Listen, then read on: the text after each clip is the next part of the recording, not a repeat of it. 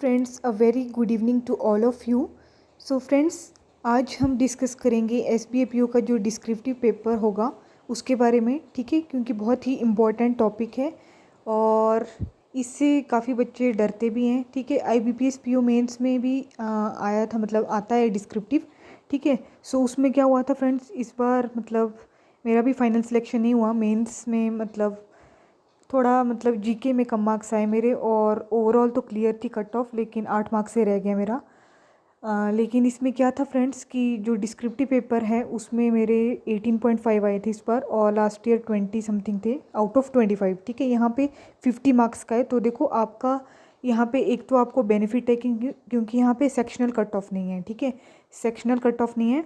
और दूसरा आपके पास बेनिफिट है कि आप जितने ज़्यादा से ज़्यादा स्कोर आप इंग्लिश में कर सकते हैं अपना, क्योंकि देखो मैथ रीजनिंग जितना आना है उतना ही आप सब बच्चे करके आएंगे। ठीक है, रीजनिंग ऑलमोस्ट सबकी सेम ही होती है। ठीक है, मैं ये नहीं कहती, कई बच्चों की बहुत अच्छी भी होती है, लेकिन यहाँ पे आपको क्वेश्चन सिलेक्शन करने की जो स्ट्रेटजी है ना वो अपनी अच्छे से रखनी है।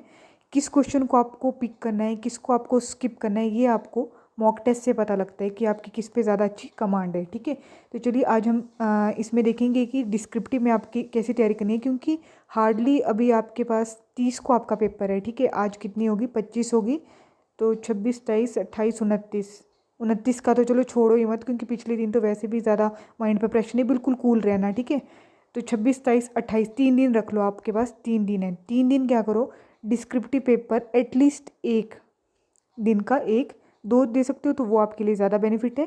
अगर दो दे सकते हो तो एक सुबह दे दो, एक शाम को, क्योंकि आधा घंटा ही लगेगा आपका इसमें। ठीक है, 30 मिनट का टाइम होगा।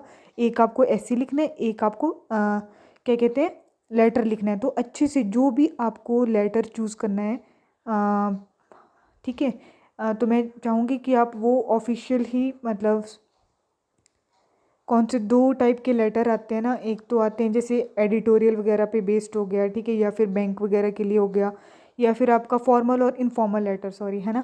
तो इनफॉर्मल लेटर्स में तो बेसिकली जैसे आपके फ्रेंड्स को या किसी आपको फ्रेंड्स को इनवाइट करना है अपनी मैरिज के लिए, या फिर उसको बर्थडे के लिए करना है, तो इसी टाइप के आते हैं। तो उसमें थोड़ा ऐसा होता है कि मतलब एड्रेस उसमें थोड़ा कम होता है अपना फॉर्म और फॉर्मल लेटर और इनफॉर्मल। ठीक है, सो फॉर्मल लेटर में ऐसा है आपको कि उसमें डाटा ज़्यादा लिखने को मिल जाता है। ठीक है, और इसीलिए आपको हमेशा वही चूज़ करना है, फॉर्मल लेटर। तो उसका आपको एटलीस्ट सेंडर एड्रेस, ठीक है, date, then receiver address, and then आपका सब्जेक्ट, देन सैल्यूटेशन सर और मैम, एंड देन आपको अगर एडिटोरियल के रिगार्डिंग है तो उसके रिगार्डिंग लिखना है कि through the column of your newspaper. ठीक है, आई एम दिस, अपना नाम मेंशन नहीं करना है, लेकिन अगर आपको वहाँ पे लिखा है कि आप ये पर्सन हैं, आपको इनको लिखना है, तो आपको फिर वही मेंशन करना होगा। ठीक है, इसीलिए क्वेश्चन को, मतलब मैं कहूँगी कि आईबीपीएस पीओ मेंस में क्या हुआ कि इस बार इंग्लिश की कट ऑफ भी 15.50 गई है। ठीक है, और मैक्सिमम बच्चे इंग्लिश में भी गए हैं, और मैथ्स काफ़ी ज़्यादा डिफ़िकल्ट आया हुआ था इस बार, बहुत ज़्यादा, क्योंकि फ्रेंड्स पिछले साल भी मैंने पेपर दिया था तो उसमें उसके कंपैरिजन में कहूँगी तो इस बार काफ़ी ज़्यादा डिफ़िकल्ट था।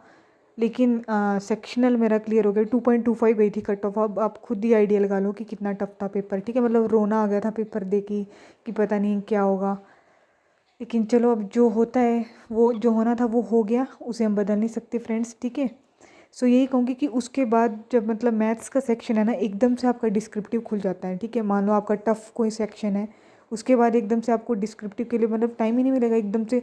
तो मतलब 5 मिनट तो मतलब लोग तो पहले ब्लैंक ही हो गए कि क्या लिखें क्या नहीं। फिर मैंने भी मतलब पहले ये सोचा कि चलो जो हो गया वो हो गया, लेकिन अब डिस्क्रिप्टिव में मुझे अच्छा करना है। ठीक है, तो मैंने अपना 4-5 मिनट स्टार्टिंग में ज़रूर ये फाइंड करने के लिए, पहले तो समझ ही नहीं आया, मतलब बिल्कुल ही माइंड ब्लैंक हो गया कि यार ये पेपर तो अच्छा ही नहीं हुआ। ऐसा बिल्कुल नहीं सोचना है फ्रेंड्स आपको, आपने चाहे कितना भी किया हो, आपको अच्छे से डिस्क्रिप्टिव देना है। ठीक है, और कम से कम गलती करनी है, फॉर्मेट अच्छा रखो, कोई आपको हाई फाई इंग्लिश नहीं लिखनी है, बिल्कुल बेसिक जैसे आपको आती है, बस हाँ ग्रामेटिकल मिस्टेक ना हो और स्पेलिंग मिस्टेक ना हो, इसका ख्याल रखना। और कैप्स लॉक वगैरह का, स्पेस का, कॉमा, इन सब का ध्यान रखना, तो आपको अच्छे मार्क्स आ जाएंगे। ठीक है, और बाकी पैसेज में भी ऐसे फ्रेंड्स पहले अच्छे से देख लो कि कैसे कैसे टॉपिक पूछे हैं, कौन कौन से टॉपिक पूछे हैं, और आप किस टॉपिक में अच्छे से लिख सकते हो। ये नहीं कि आपने फटाफट से ऑप्शन 1 है तो वो ही कर लिया चूज़। ठीक है, नहीं, और इंस्ट्रक्शन ज़रूर पढ़ना, क्योंकि इस बार पैटर्न IBPS PO में तो चेंज हुआ है फ्रेंड्स। उसमें पहले होता था कि आपको मतलब डायरेक्ट दे दिए होते थे 3 पैसेज 1 2 3, तो आपको ऑप्शन मेंशन करना होता था और फिर वहाँ से कोई सिलेक्ट करके लिखना होता था। लेकिन उन्होंने इस बार खुद ही डिवाइड कर दिया, जैसे क्वेश्चन नंबर 1 है उसका पैनल अलग कर दिया, 2 का उसका अलग कर दिया, 3 का अलग। तो मतलब 1 है तो उसके नीचे आपको टाइप करना है, 2 अगर आप ले रहे हैं तो आपको उसके नीचे सिलेक्ट करना है, ठीक है।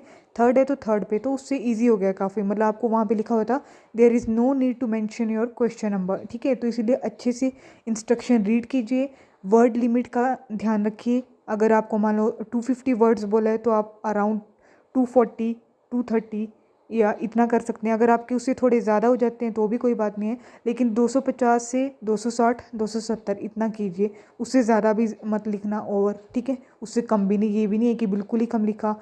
और उसमें था फ्रेंड्स, इस बार एक चेंज हुआ था IBPS PO मेंस में, जो डिस्क्रिप्टिव था कि आपके पहले तो हमें बताते थे कि जैसे हम टाइप करते थे तो इतना आ जाता था कि इतने इतने लाइन हमने लिख दी है, लेकिन उसमें रिवर्स था। मतलब आपका ये बता रहे थे कि कितने वर्ड आपको रह गए, तो वो काफ़ी कन्फ्यूजन क्रिएट कर रहा था। इसीलिए अच्छे से रीड करना, बिल्कुल घबराना नहीं है।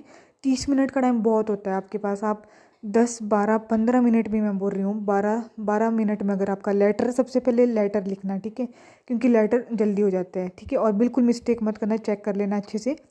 एंड देन आप स्विच करना पैसेज पे। तो पैसेज पे आपको या तो आप रफ शीट होगी तो उसमें नोट मतलब पॉइंट नोट कर लीजिए कि क्या क्या। सबसे पहले तो जो भी टॉपिक है आपको वो लिखना है। वहाँ पे लिखा होता है कि आप हेडिंग मेंशन ना कीजिए, तो डायरेक्ट स्टार्ट कर देना है कि उसके बारे में डिफाइन करना है किस टॉपिक पे आप लिख रहे हैं, ठीक है। First 3 to 4 lines introduction, and then आपका जो भी उसके बारे में आपको एक्सप्लेन करना है, फिर पॉइंट्स, एडवांटेजेस, डिसएडवांटेजेस या जो भी उसके प्रॉस एंड कॉन्स हैं, एंड देन एंड में एक पॉजिटिव वे में आपको लेटर को कंप्लीट करना है। ओके, सो ये बेसिक बेसिक पॉइंट होते हैं जो आपको ध्यान रखने हैं। और हाँ, जैसे कोई आप वर्ड लिख रहे हो उसके बाद कॉमा दे रहे हो एंड देन आपको स्पेस देना है। ये नहीं कि कॉमा के बाद मतलब अगर कॉमा आपने थोड़ा दूर लिखा है, मतलब कॉमा और लेटर के बीच में आपका स्पेस है, तो आपका वो नहीं होगा, ठीक है। इसीलिए अच्छे से मतलब आप ग्रामरली जो आपने अगर लिया होगा तो वहाँ पे परचेज़ कर लीजिए, वहाँ पे आप प्रैक्टिस कीजिए टॉपिक की, या फिर कुछ और करंट टॉपिक उठा लीजिए, ठीक है। बेसिकली यही आते हैं आजकल।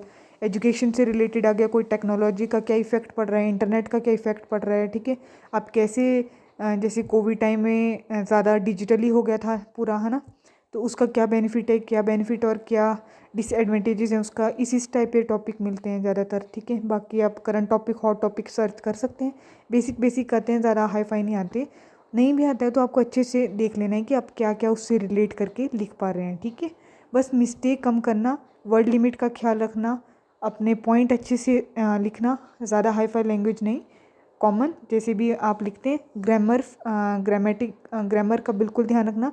ये सब चीज़ों पे आप ध्यान दोगे तो आपके अराउंड 50 में से मैं कहूँगी मतलब 35+ तो आ ही सकते हैं ईजीली, ठीक है, अगर अच्छे से लिखते हो आप तो इसीलिए मिस्टेक कम कीजिए और बाकी अपना अच्छे से कीजिए। अब आपके पास टाइम कम है, 3 दिन है, तो GK पे फोकस कीजिए। अभी अभी देखो, अभी आप इंग्लिश रीजनिंग में जितना आपने करना था उतना कर लिया।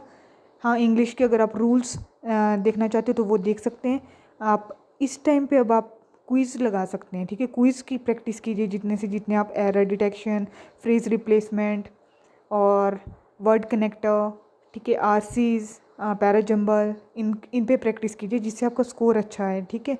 और बाकी आप डिस्क्रिप्टिव की तैयारी कीजिए और बाकी बैंकिंग एंड फाइनेंशियल अवेयरनेस की अच्छे से पढ़ लीजिए और इंपॉर्टेंट क्वेश्चन पढ़ लीजिए, ठीक है। So all the very best. And आपका 30 जनवरी को है तो डेज़ बिल्कुल पढ़ के जाइएगा, क्योंकि अभी 126 बर्थ एनिवर्सरी हुई थी, ठीक है, नेताजी सुभाष चंद्र बोस जी की। तो वो आपको आ सकता है कि कब हुई, ठीक है। और इस टाइप के क्वेश्चन जो हैं आपके national girl child day, international girl child day और आपका फेबररी में कौन से डेज आते हैं तो उन पे ध्यान रखिए, ठीक है। और फेबररी के डेज पढ़ के जाइए, जनवरी के भी बाकी पीछे डेज मतलब इंपॉर्टेंट पढ़ के जाइए जिसकी थीम्स भी हैं। बाकी खेलो इंडिया यूथ गेम्स वगैरह, और अभी नाटू नाटू को ऑस्कर में नॉमिनेट किया गया, कौन कौन सी मूवीज़ हैं। और अभी जो उड़ीसा का पुलिस स्टेशन है, अक्सा अक्सा पुलिस स्टेशन, उसको बेस्ट पुलिस स्टेशन अवार्ड मिला है 2022 का। तो ये होम मिनिस्टर अमित शाह जी ने उनको दिया उड़ीसा पुलिस स्टेशन को, ठीक है। सो इसी टाइप के क्वेश्चन आप पढ़ सकते हैं। एंड आपको किसी भी क्वेश्चन से मतलब कोई भी क्वेरी हो आप पूछ सकते हैं। एंड अगर आप मेरे चैनल पे न्यू हैं फ्रेंड्स तो प्लीज़ चैनल को सब्सक्राइब करना मत भूलिए। आई होप आपको मेरी वीडियो पसंद आई हो। So bye bye, take care and अपना अच्छे से बेस्ट देना फ्रेंड्स, क्योंकि ये अपॉर्चुनिटी बहुत कम लोगों को मिलती है और SBI PO तो एक ब्रांड है, ठीक है। सो अच्छे से अपना जी जान लगा दीजिए, क्योंकि आपको यही सोचना है कि आपको यही क्लियर करना है, ठीक है। एंड नेगेटिव लोगों से दूर रहिए और यही कहूँगी कि पेपर से पिछले दिन कुछ भी रीड मत कीजिए। ओके, सो अब आपको जैसे 30 को आपका पेपर है तो 29 को बिल्कुल भी कुछ नया मत पढ़िए, रिलैक्स रहिए। आप म्यूज़िक सुन सकते हैं, अच्छा मोटिवेशनल वीडियोस देखिए, बस जितना माइंड को शांत रख सकते हैं उतना रखिए, क्योंकि फ्रेंड्स उस दिन कुछ मत पढ़ना, ठीक है। हाँ, अगर बेसिक बेसिक जैसे जीके के इंपॉर्टेंट है वो 4 बजे से पहले कंप्लीट कर लेना। 4 बजे के बाद अपना रखना कि मतलब 4 PM, आफ्टर 4 PM आपको मतलब वॉक पे चल जाओ, कुछ भी करो, इंजॉय करो, मतलब कुछ खेल लो या कुछ नया, लेकिन प्लीज़ स्ट्रेस फ्री रहना, क्योंकि जितना आप स्ट्रेस फ्री रहेंगे उतना ही आपका पेपर अच्छा होगा। जितना आप ज़्यादा पढ़ेंगे उतना ही आपका पेपर चाहे आपने कितना ही पढ़ लियो फ्रेंड्स, क्योंकि आपको एग्ज़ाम से पिछले दिन ऐसा लगेगा यार कि ये तो मुझे मैंने तो कुछ पढ़ा ही नहीं, मुझे तो जीके का कुछ याद ही नहीं आ रहा। इसीलिए बिल्कुल स्विच ऑफ कर दो अपना फ़ोन। क्यों? क्योंकि आपको ढेरों यूट्यूब्स पे वीडियो आएंगी, ये कर लो, अब ये कर लो, ऐसा कर लो, बिल्कुल नहीं देखना है। रिलैक्स, जस्ट रिलैक्स और अपने ऊपर विश्वास रखिए कि आपने अब जितना पढ़ा है वो सफिशेंट है and I will give my best, ठीक है। So bye bye, take care and all the very best, bye bye.